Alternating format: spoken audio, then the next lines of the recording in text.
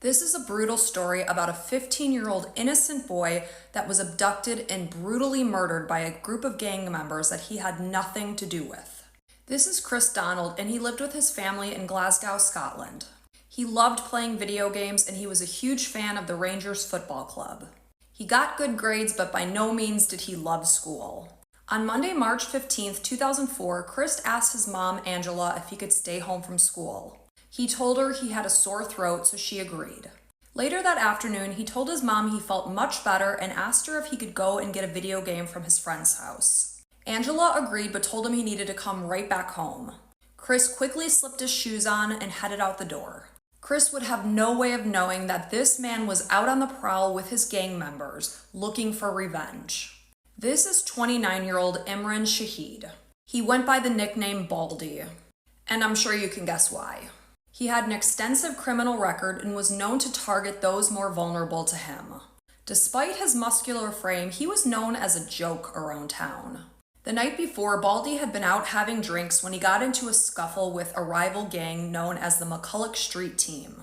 The group began to taunt and make fun of Baldy in front of everyone. They hit him in the head with a bottle before speeding off into the night. Baldy was going to make it his mission to get revenge. On the day that Kriss stayed home from school, Baldy and his group, known as the Shielders, had gotten together to form a plan. Baldy was the leader of the pack, and he wanted to do something that proved that he was not someone to be messed with. They grabbed a blue bag and put various tools inside and set out in a stolen Mercedes. Baldy instructed his friends to keep their eyes out for a group of white bastards that looked like the members of the McCulloch Street Team. They couldn't find any members of the specific gang, so they decided to find a white boy from the McCulloch Street area. This is when they spotted Kriss and his 19-year-old friend Jamie Wallace innocently walking down the street discussing video games. They stopped the car and ambushed the teenagers, despite the fact that they had nothing to do with the night before. Jamie managed to escape, but Kriss, who stood at 5'7" and weighed 126 pounds, was forced into the car. He desperately tried to fight his way out, but he was overpowered by the group. All he could say was, "I'm 15, what did I do?"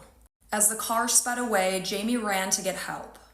As the gang drove, they continued to assault Kriss and demand that he tell them the names of the members of the McCulloch Street Team. He insisted that he didn't know them, let alone where they were. The group drove 200 miles to Dundee, frantically searching for a spot to bring Kriss to.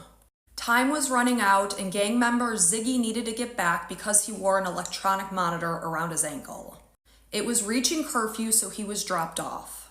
Now it was Kriss and 4 members of the gang. They decided to bring Kriss to Clyde Walkway, which is a nature trail. They arrived at 7:19 p.m. They dragged Kriss, who was restrained, out of the car, and they brutally stabbed him 13 times. While he was still alive, they poured gasoline on him and set him on fire. Afterwards, they sped away in their stolen car. Despite his horrific injuries, Kriss managed to drag himself from the tree trunk to the walking path. This is where he was found the next morning by a passerby. He died from blood loss and burns.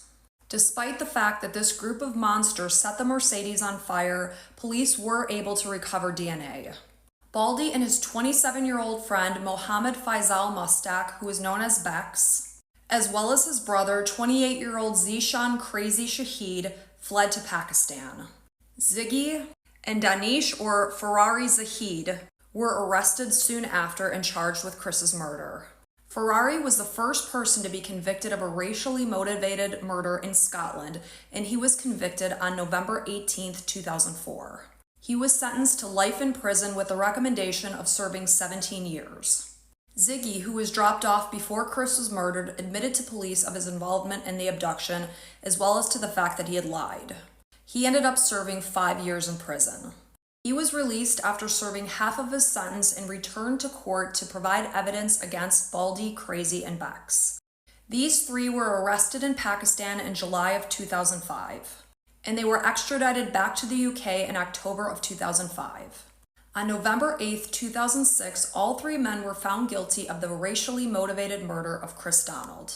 They all received a life sentence, and Baldy was given a minimum sentence of 25 years. His brother Crazy was given a minimum of 23 years, and Bex was given a minimum of 22 years. None of these monsters showed an ounce of remorse for what they had done to innocent Kriss. Many people felt that the media underreported this case. Some experts spoke out and said that the media tend to underreport the racial murders of white members of society. Even before Kriss's murder, tensions had been growing between the community. And after the fact, the white community of Glasgow said that they felt ignored and forgotten. Members of the public feared that something terrible would happen because of the rising tensions and anger. Kriss's mom, Angela, spoke out to the public and asked that they come together to honor Kriss.